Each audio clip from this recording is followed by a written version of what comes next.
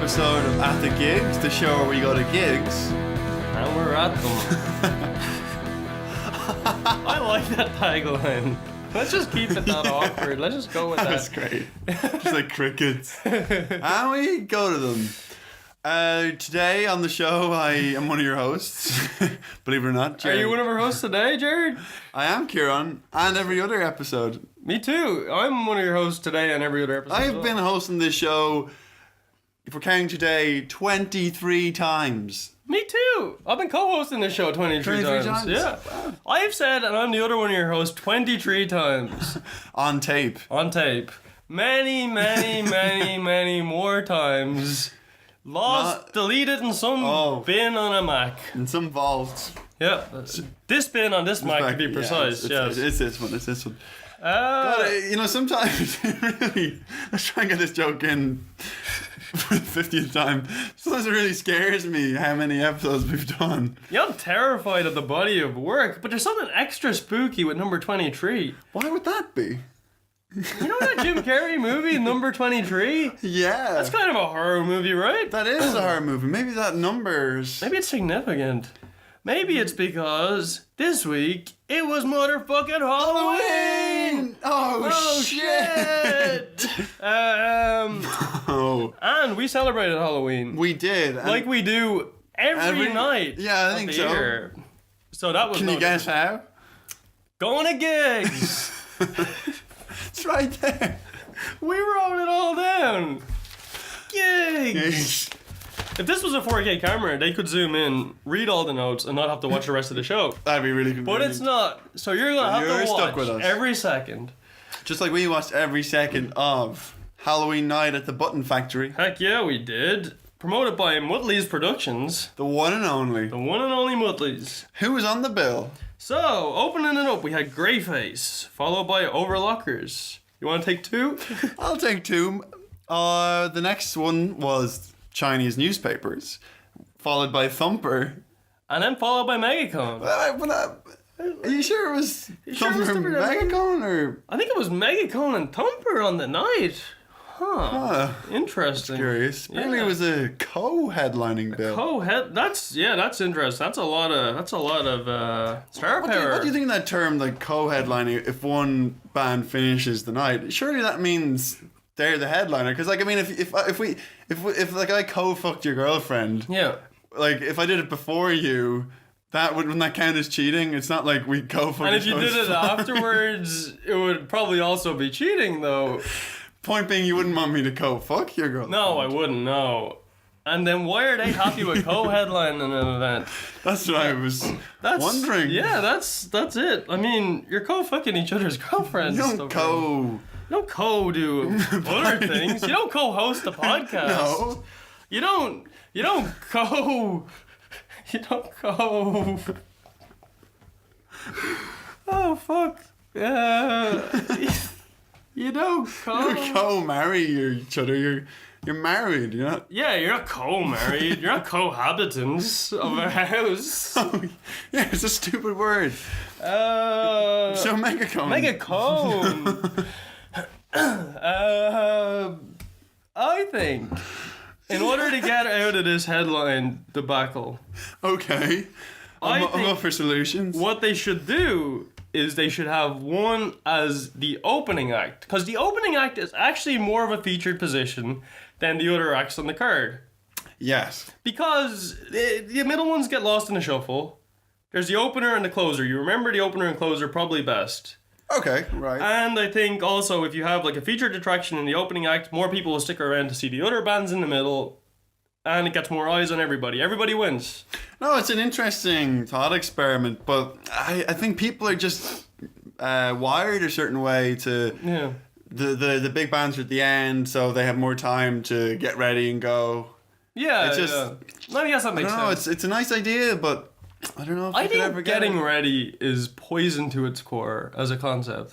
It's just putting it off. Like there's a time if there's a time, you should be ready for the time. You know, I think that's a time. Yeah, I know. I mean, I've been there myself where you're at an apartment kind of just pre-drinking for certain things, and you just keep push. Yeah, it just keeps like another drink, another drink, and then you're blacked out drunk. Yeah, you haven't even seen any music. Yeah, no music. But thank God we didn't pre-drink. We saw plenty of music. We saw tons of it. So the first band were they the opening act then? Yeah, they were, but not the... Everybody's featured, I guess. Yeah. But, special guests is the term now. That's the PC term, special guests. I like that term. But have you ever noticed they passive aggressively sometimes say very special guests for other ones? Is that like a pat in the head or? No, very special guest is bigger. Exaltation. So you could say special guest. And that's like a regular opener, basically. Yeah. But very special guests, and it's kind of like, oh, we see what's going on here. It's like, what was it, Cheap Trick and Def Leppard or something? I think it was Def Leppard with very special guest Cheap Trick, right? Oh. I could be wrong. That goes back to the point about co-headlining. Right? I think there is a rule with the big name bands that they might switch. So it's not always one guy finishes the night. That seems kind of more... That's a cool democratic... For everyone's ego kind of can suit, yeah. I like that. Well, anyway, who certainly didn't headline it? Greyface. Greyface. Opening act. Kind of what would you say, a new metal style band? Yeah, I think totally. I think it took me back to 2001 a little bit when I was 9. Yeah. Listening to the POD. Listening to POD and Limp Bizkit and Korn and all of them folks. But yeah, it kind of had this like aggressive, abrasive rap rock new metal style. Yeah, it was heavy. I personally am not a fan of that music post Rage Against the Machine. I think Rage Against the Machine were the ones that did it well, and tons of people copied it. Right, yeah. And I don't think there's any good imitators, really. Yeah. But, no, I admired the kind of aggressiveness of it. Like, they were very, it was in your face, yeah. Kind of purged the soul. Yeah, it was like satanic almost. Evil. But, so they dressed up for Halloween.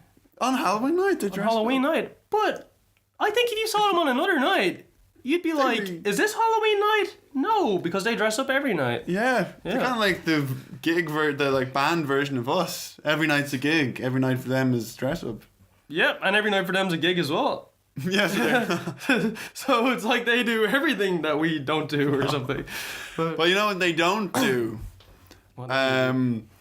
Which they probably do, promote their songs, which we're going to do right now. Heck yeah, we are.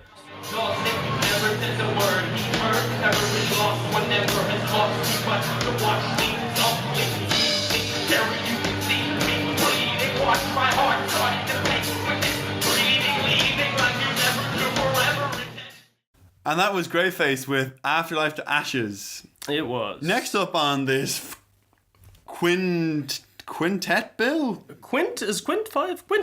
Quintet bill. Yeah. We have Overlockers. Would you say they were Overlockers, or would you kind of say they're Overrockers?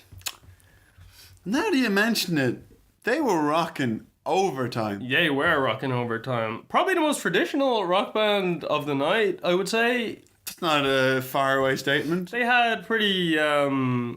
swirly guitars. They had I really liked the guitar solo tone aesthetic. Yeah, I was into it. It felt like a big stadium rock band vibe. Yeah, that's what I got from it. Like it felt like a captive audience for solos, which it's cool. Like I wish there was more people there for these acts. Yeah, I love a good guitar solo. Yeah, I don't know what the trend is now, but I hated that indie trend where people didn't like guitar solos. Yeah, what is it? They think it's this toxic masculinity thing. It's like, it's fucking badass. It goes to the fucking cock rock theory bullshit. About it being like phallic and it's like, get the fuck out of here. Guitar solos are awesome. Yeah, I like symbolism and sexuality and just like rocking. It's cool. Yeah, it's rocking and just like it's like it harks back to like taming like the devil. Like the beast. You're playing this instrument. You're playing Greyface. Yeah, you're playing. Yes, exactly. Greyface know what we're talking about, but specifically, Overlockers know what we're talking about more.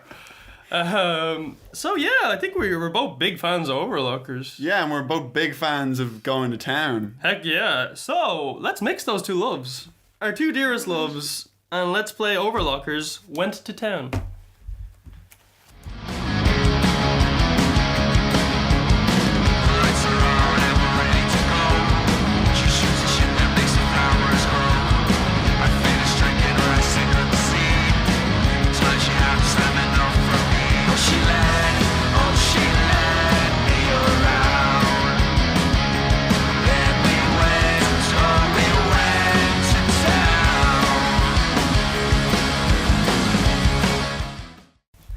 that was Overlockers with Went to Town. Next up on the lineup was... Chinese newspaper.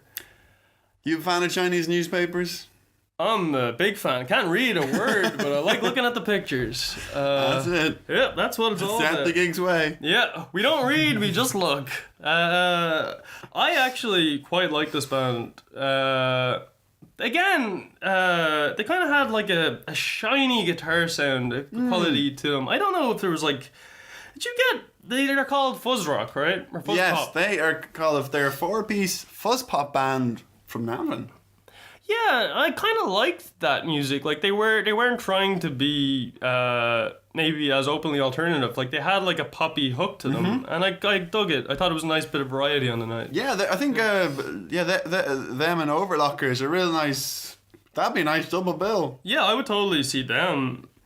And only them. It's a hell of a co-line. Yeah. Co-headline act. In fact, you might say the second and third band out of the 5 were the headliners. And the first, fourth, and fifth band were not the headliners. Imagine if that was the lineup. Yeah, we got the headliner. So we put the headliner on second and the co-headliner on third, and then you have a fourth and fifth one to... Programming these music events must be difficult. Oh, must be hell. Yeah. But yeah, Chinese newspaper, great band. I'd love to see them again. I'd happily see them again. I think their logo, just seeing it there. Yeah, it's minimalist, like lamp. Yeah, it's like a white album, except it has a lamp on it. And it says Chinese newspaper instead of white album on it. Yeah, but you know, splitting hairs at the moment. Yeah, so maybe we should give them a taste of it. Yeah, less writing, more hearing. It's interesting. Their guitars are kind of sunny, almost like an eternal sunshine of a spotless mind. Well, without any further ado, here's Chinese newspaper with Spotless Mind.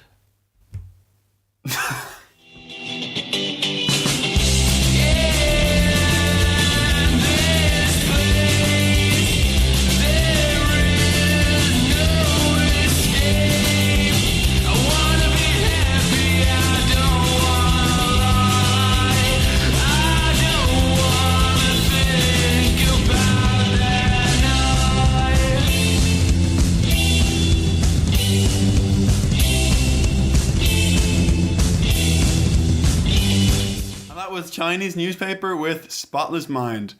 Who's next up on the bill? Next up on the bill were actually going into it, the only band that I'd previously seen before and heard of, Thumper. Thumper, yes. Thumper have been around the block. I saw them, I think like a year and a half ago at Castlepalooza. Really? Mm-hmm. We've seen them since, right? I think we've seen them all over the place. I think we've seen them in Whelan's.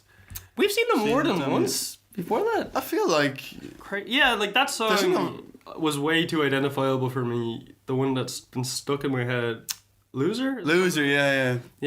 How's that go again? I am a loser, baby.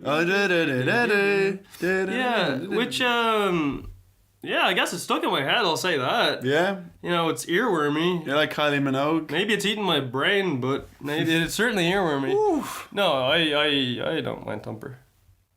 I don't know what to say. Well, for anyone who doesn't know Thumper, they're a noise pop quintet from Dublin, delivering bubblegum pop through all of sonic death. They're probably one of the bigger bands right now. What do you think? Yeah, they seem to be getting like a lot of traction. A lot of heat in the news. Because I'm shocked that Megacone went on last, because Thumper, like I've heard of Thumper. I really they seem to be everywhere. They seem very up and coming. I think they probably have like a very big future, I'd imagine. They're doing Workman's at the end of November. Nice. I think like a headline thing. So yeah, they're plugging away. They're balling. Good for them. They must have the audience for it. Yeah. What do you think of the musicianship of them? I think it's 2 drummers. Yeah, I think that's a new addition. Yeah, because I feel like on the Whelan stage, which I think I remember seeing them on, I remember seeing them at Workman's actually. They definitely had one drummer. I feel I actually like the 2 drummer thing Like I think it can be cool, like the interaction, but I don't really know if it's necessary. It didn't seem like there was. Is it like overproduced? Like one playing African rhythms and it just seemed like it was just double the drums. Is it just like for noise purposes or like just maybe? Yeah, I think it's cool though, just seeing when drummers are in sync. And it's just like the bow going. Yeah, it's cool. Perfect timing. Yeah, there's a certain like chaoticness to the band that I think was pretty cool. Yeah, I like it. Yeah. I like the. Yeah, I like good rock and roll presence. I like the singer went up on a speaker and from like an elevated height. That's cool, and they still have good energy. Yeah, it's cool, I guess, to have like a rock star persona. Because you don't see maybe acts at these events, with the confidence of like working the stage and stuff like that. Yeah. No, there's something to be said for that. So they have a new song out. They do. I honestly. That's definitely a B, right? That's a B. Yeah, it's a weird way of signing it. You're dringing like these. You're dringing me down. Yeah, here. So without further ado, here's Thumper with "You're Bringing Me Down." I'm lighting fires in the archways of my head when you're bringing me down. Oh, you're bringing me down. I want shit for brains, a starfish for an eye. I'm tethered to one place, but I don't wanna leave your side. You're bringing me down. Oh, you're bringing me down. You're bringing me down. And that was Thumper with You're bringing me down. Sorry, tongue twisters. I can't even read my own writing sometimes. Yeah, the B really does look like a D again. But next up, we got Megacone. Megacone. How do you think Megacone got their name? Do you think like they're like, oh my god, that cone is that's a megacone. What are we talking? Like a waffle cone? Like could be a waffle cone, could be like a street cone. I don't know. Probably an ice cream cone. It's probably like that tall guy that was taller than me going. I'm the tallest guy here, but in the world, you're in the way of me. Well, you're taller, or you're like tall enough where it's where it's like a mild inconvenience for me to step an inch to my left. Not that it's more inconvenient to explain myself than to just move. But, I'd say as legend had it, the origin of Megacone was they all got ice cream. Yeah. One of them had like a really big ice cream cone. Yeah. And they were like, whoa, that's a mega ice cream cone. And then they thought, let's call it a you have to be in our band. Yeah. So that was it. They just saw a guy with a mega ice cream cone. And that's how they got named Megacone, everybody. There you go. That's your bit of trivia for today. Yeah, that's you can take that to the bank. They're surprising co-headliner. Very, there was singing, but very instrumental. Yeah. Unless it wasn't singing and he was just talking to the audience and I blurred it with alcohol. But if that isn't true, then I'm right. Yeah. Well, no, I kind of got almost like jam band vibes from them. Now, obviously, they're probably all written songs and stuff, but I kind of liked the interesting kind of mellow. Well, certainly Crocodile Dundalk, which will give people a bit of like, it was a very kind of mellow, pretty unfolding song, like it grew on you. I really like that song, and I really like the instrumentation. I think that's a great place for I suppose going back to this headliner debacle. I think if you were if you're just like a pop or rock band with, traditional vocalist setup, do you think it'd be more beneficial to actually have an instrumental band like open for you, like a good one? Would that just be a bit of a flavour that isn't another rock band? Yeah, I totally think so. I think it would be. It's definitely good to have variety, and I think we got variety. We got new metal, we got rock, we got kind of pop. We got, Thumper. We got Megacone playing like an instrumental, pretty kind of style. I thought they were just really interesting. I like it. Yeah. Well, folks, I mean, we could talk all day about them, but why don't we give you an old clip? Heck yeah. So here's Crocodile Dundalk by Megacone.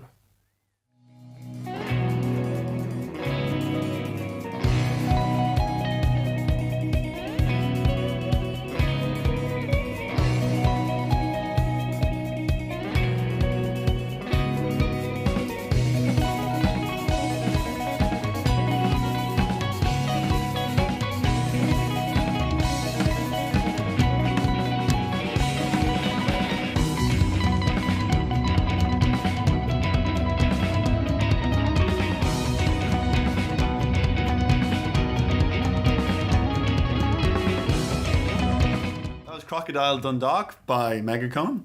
What do you think? One of my issues with the name of that song is that it places it so Irish centric. Like, that song deserves to be a hit around the world. Mm-hmm. But like, everybody's going like, what's Dundalk? Crocodile Dundalk. Dundalk. Yeah, it's too much of an Irish centric thing. So Megacone, rename your song and it'll pay off California. Wonders. Yeah, there we go. Now we're talking.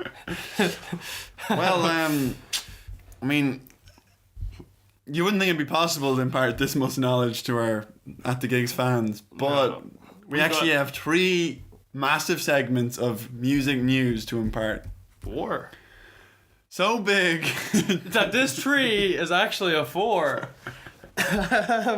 So, coming in hot, first piece of music news. This one's a hot one. Bon Jovi will be playing the RDS on June 15th, 2019. Wow. God. Years after Jesus Christ was born. That's some big news. Yeah, that's huge news. And it kind of really puts... Like, I'm proud of Dublin. Like, next year's gig lineup, it's huge. Oh, like, we've huge. got monster bands. We've got Metallica, we got The Cure, we got Fleetwood Mac, we got Bon Jovi. Thumper are probably playing a gig or two. Yeah. Got lots of people. Yeah, a lot going on. Yeah, we're very the center of the world. Yeah, it's cool. I'm happy to see that, because traditionally Dublin has never had gigs. The last few decades. No, but anyway, that's some news. That's a piece of music news, right? Yeah, that'd be good. I'd say it didn't sell out. It depends. So June 19th, or June 15th rather, is June also Metallica and The Cure? I think it is. Yeah, I think. No. I think within 4 or 5 days of that. That's crazy. Because that's a lot on the. Granted, they're 3 kind of like, you got your hair rock, you got your metal, you got your Cure. You got your Cure. Yeah. Cure for all that. Saturday. Don't know when that is. Forbidden Fruit, fuck, that's there as well. God, busy month. Such a busy month. And we're seeing every one of these gigs. God, Dublin's really punching above its weight. Yeah, little Dublin. Yep, little old Dublin. Yeah, but tickets for that will be going on sale soon, so keep your eyes out for the Bon Jovi This Is Not For Sale tour. Yep. Up next we got a bit of sad news, I guess. It is sad, it's yes. It's very sad. It is, yeah, it's a bit of a downer. So Chris Cornell's widow sues Dr. Robert Coblin? Guess like Coblin? For negligently and repeatedly prescribing Cornell dangerous mind-altering controlled substances, 940 doses of anti-anxiety drug lozaripam, in the course of 2 years. God, what do you think of all that? Yeah, that's pretty fucking sad. Well, it's weird. I was saying to you earlier, like, every time there's a piece of Chris Cornell news, it's almost like you get reminded that he's dead. Yeah, I found... Like, it's still surprising every day. That statue inauguration sad as well. Yeah. Like, I can't believe this guy's a statue now. He's dead. Like, he was... Well, when did he die? Early fucking... 2017 he died. He killed himself in 2017. That's so fucking sad. And now, and now there's this ugly fallout of it. And I don't know. Yeah, it's another side of these cases. You're made aware of it, like the Prince's estate and Michael Jackson. It's a real scourge. Yeah. Prescription medication is a scourge. No, and everybody get on that CBD. Yeah, I don't know. America has a lot of issues with its drug culture and taking a lot of lives, the fentanyl stuff, and jeez. Next on our news segment is some pretty interesting news. Pink Floyd's drummer, Nick Mason, is to play exclusively pre-Dark Side of the Moon material on his US tour. To do like a Jimmy Fallon joke, it would be like, it's called the No-Hit Tour. Exclusively no hits. Yeah, there will be no hits. It's such a funny branding of a tour. Yeah, it's so unsexy. It's like they're all the songs you know and love. None of them will be here. It's all just, there will not be. Let it be known, there will not be one hit. Not a single hit. No hit wonders. But no, in all seriousness, there probably is a market of the more diehard fans. Absolutely, hearing the older stuff. Like, and if any hardcore Pink Floyd fans are watching this, they're probably, what are those idiots talking about? You don't know what you're talking about. Fair weather Pink Floyd fans. Yes, but also he got his blessing from David Gilmour and Roger Waters of Pink Floyd before, you know, Pink Floyd are defunct now, to go out and do this. So that kind of gets rid of the myth people think that the band hates each other. One of those Watch Mojo band feud bullshit things. Yeah, like, it's garbage. fine. They fucking are like friends on some level. It's Yeah, fine. and they're all like they're giving each other license to, you know, to just mind the band's back catalogue. Yeah. Back catalogue. Way back catalogue. No hits. No hits. Pre any albums you like tour. Coming up next in our music news. We know they have album wondering. when are we going to address the elephant in the room? The biggest thing in music today. Oh, so much controversy. The feud between 50 Cent and Ja Rule. we finally The are story addressing is it. so funny. Big story. So Yeah, give us a bit of insight. from what I gather, there's some beef between these two. And 50 Cent, in a gloriously pedantic, hilarious move, bought up 200 seats at the front of Ja Rule's concert and just sat there in the middle so the concert would look empty. The picture is so funny. I think that is just wonderful. I think that's like the funniest piece of petty revenge I've ever heard. And it's a nice positive note to end on. Yes, I think so. Now that the barrel has been fully scraped. Yeah. Yeah, barrel is empty. So I guess I just want to get this out there. Special mention to Overlockers and Chinese newspaper. Yeah. They were my bands of the week that we saw. What about you? I would have to say I liked Overlockers, and I was pleasantly surprised by Megacone. I would probably check them out again. Yeah, I think Megacone will be a very, very close. It'll be very close in the mix for me as well. So yeah, on that note, I guess That's all from me. That's all for me too. And I've been That means there's nothing left for anybody. All is gone. all we can be. We've given all we can give. So I've been Kieran. And I've been Jared. And this has been At the Gigs, episode 23. Thanks for watching.